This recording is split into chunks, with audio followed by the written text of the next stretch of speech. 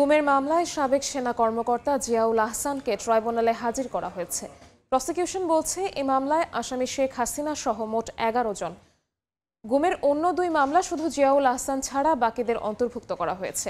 রোববার গুমের এই মামলার তদন্তের অগ্রগতি ট্রাইব্যুনালকে জানাবে প্রসিকিউশন। এর আগে মামলাটিতে জিজ্ঞাসাবাদ করা হয় নারায়ণগঞ্জ ৭ খুন হত্যা মামলার আসামিদের। এছাড়া জুলাই অভ্যুত্থানে ৫ আগস্ট চানখারপুলে শহীদ আনাস সহ ৬ জন হত্যা মামলায় বরখাস্ত ডিএমপি কমিশনার হাবিবুর রহমান সহ ৮ পুলিশের বিরুদ্ধে ২০তম সাক্ষী ট্রাইব্যুনালে জবানবন্দি দেবেন।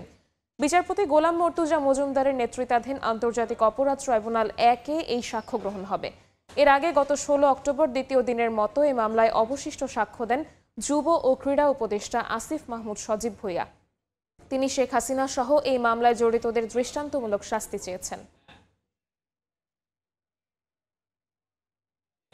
এই মুহূর্তে আন্তর্জাতিক অপরাধ ট্রাইব্যুনালে আছেন সহকর্মী আফজাল হোসেন। সরাসরি যাচ্ছি তার কাছে। আফজাল,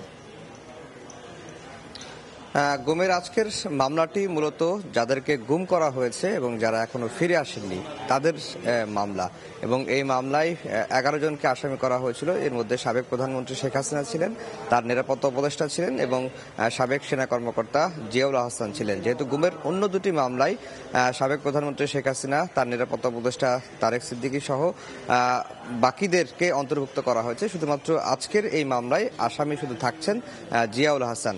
আর এর মধ্যে প্রসিকিউশন যেটি বলছে যে এই মামলার তদন্তের একেবারে শেষ পর্যায়ে চলে এসেছেন এবং জিয়াউল আহসানের সঙ্গে কিলিং স্কোয়াডে যারা অংশ নিয়েছিলেন এরকম বেশ কয়েকজন ব্যক্তি তাদের কাছে জবানবন্দি দিয়েছেন। অর্থাৎ জিয়াউল আহসান কিভাবে ধরে নিয়ে এসে খুন করতেন, গুলি করে হত্যা করতেন এবং সেই লাশগুলো কিভাবে নদীতে ফেলে দিতেন, এই ঘটনাগুলোর সাথে জড়িত জিয়াউল আহসানেরই ঘনিষ্ঠ বেশ কয়েকজন এই মামলায় জবানবন্দি দিয়েছেন এবং প্রসিকিউশন বলছে এরকম শতাধিক হত্যাকাণ্ডের তদন্ত তথ্য প্রমাণ তারা পেয়েছেন এই জিয়াউল আহসানের বিরুদ্ধে। এই মামলার আজকে তদন্তের অগ্রগতি প্রতিবেদন দাখিলের দিন ধার্য রয়েছে। প্রসিকিউশন বলছে তারা অল্প কিছুদিন সময় চাইবেন এবং সময় পরবর্তী তারিখে তারা আশা করছেন যে এই মামলা তদন্ত শেষ করতে পারেন। এর বাইরে আজকে আন্তর্জাতিক অপরাধ ট্রাইব্যুনাল ২-এ চানখারপুলে ৬ জনকে হত্যা মামলার সাক্ষ্য গ্রহণের দিন ধার্য রয়েছে। সাক্ষী এর মধ্যে আদালতে উপস্থিত হয়েছেন। কিছুক্ষণের মধ্যেই সাক্ষ্য গ্রহণটি শুরু হবে এবং আজকের সাক্ষীর মধ্য দিয়ে এই মামলার ২০ জন সাক্ষীর সাক্ষ্য এবং জেরা সম্পন্ন করা হবে। এরপরেই এই মামলাটির সাক্ষ্য গ্রহণ, আর বেশি কয়েকজন সাক্ষীর সাক্ষ্য নেওয়া হবে, পরেই মামলাটির সাক্ষ্য গ্রহণ শেষ করা হবে, তারপরে যুক্তিতর্ক হবে, এরপরে এই মামলাটি রায়ের দিকে চলে যাবে। এর বাইরে ফার্মগেটে শহীদ গোলাম নাফিস হত্যা মামলারও তদন্তের অগ্রগতি রিপোর্ট দাখিলের দিন ধার্য রয়েছে।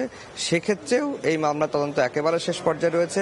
আমরা যতটুকু জানতে পেরেছি যে এই ফার্মগেটের গোলাম নাফিস, আপনাদের হয়তো মনে আছে যে একজন শিক্ষার্থীকে রিকশায় করে লাশ নিয়ে যাওয়া হচ্ছিল, সেই গোলাম নাফিস, সেই মামলারও তদন্ত শেষ পর্যায়ে রয়েছে এবং এই মামলায় প্রায় ৩০ জনের মতো আসামি করা হচ্ছে এবং প্রধান আসামি করা হচ্ছে যে সাবেক স্বরাষ্ট্রমন্ত্রী আসাদুজ্জামান খান কামালকে। তো এই ছিল ট্রাইব্যুনাল থেকে আমার কাছে সবশেষ খবর।